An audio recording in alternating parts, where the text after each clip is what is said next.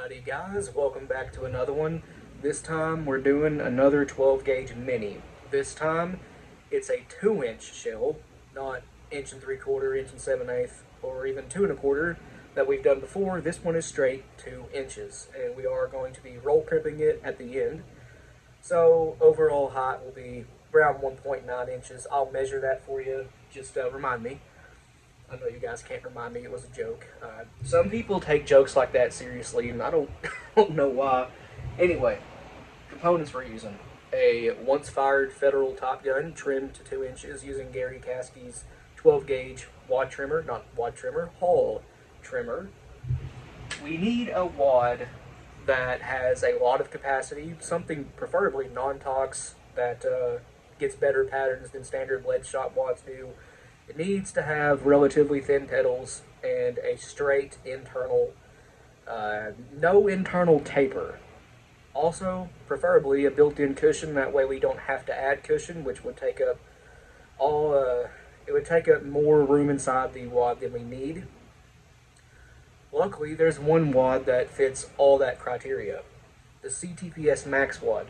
If you look at the bottom of it, if I turn it right there, you can see these do have a built-in cushion section or a crush section, so no need to add any felt or fiber cork to add cushion. Nope, already got it. This wad does have thinner pedals than something like a TPS or LBC, so more capacity, and there's no internal taper. The pedals are straight all the way down inside, so we can stack this number 4 buck by layers of 5 without having to take into account for, hey, the bottom stack or two might not be as many pellets as we would like it. Nope. These are straight all the way down, so we're able to get 4 rows of 5, or 5 rows of 4 pellets stacked by 5s. We are not putting a pellet in the center row of this, so we're using this one today. I'm not really a fan of this one or ones like it.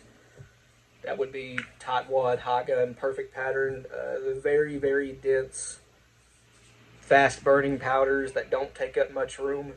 I'm not a fan of them in like a 2 3/4 inch shell, but for mini shells, they work great because they don't take up much room. But the dust is already in this. Today's number of the day, by the way, is 16. We have found that to be the magic number for mini shells like this. You're looking at about 1300 FPS with this assembly. The pellets we're using is my cast number 4 buck. They are 24 cal 240, just tumbled and polished, not powder coated. And for buffer, original buffer today. For an overshot card, guys, a red 3/4 inch bingo chip, because the hull is red. Makes a pretty good color combo. Looks pretty nice to me.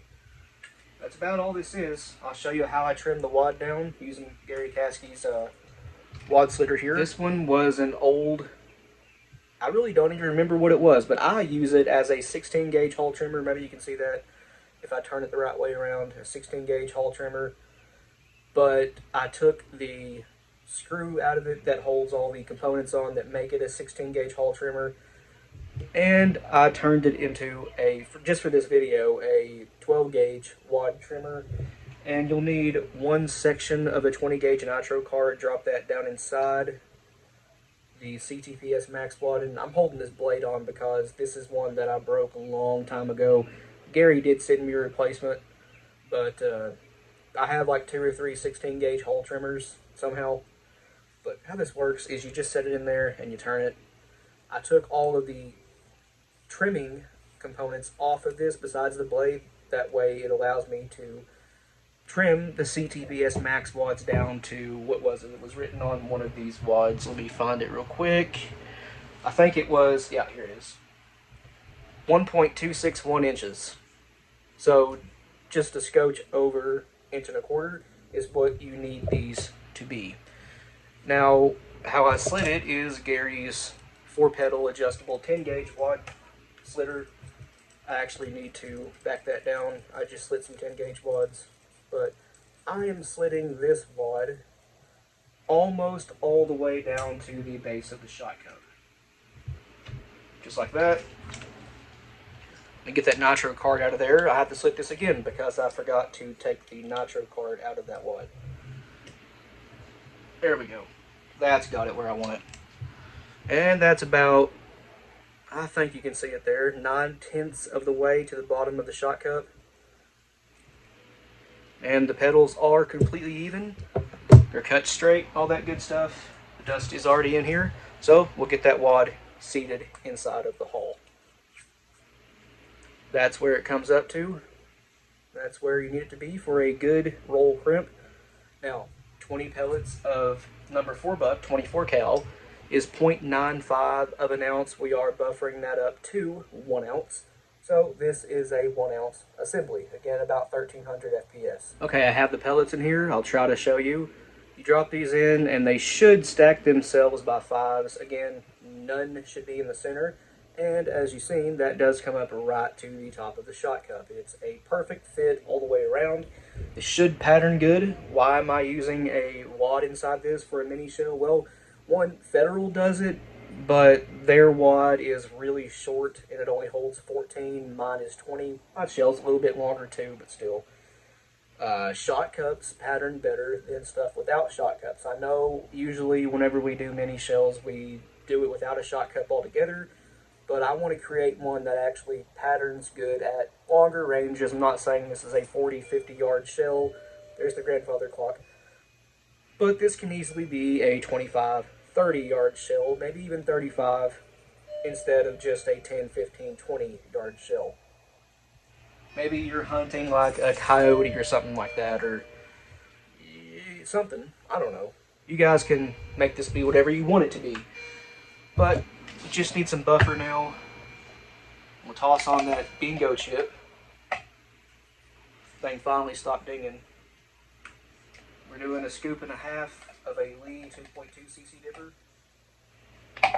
That's all this needs. There it is. Alright, settle the buffer down. 1.5 scoops. You should have the top row of pellets barely peeking through. And that's got it right there. 3/4 inch bingo chip. This one's red because the hull's red.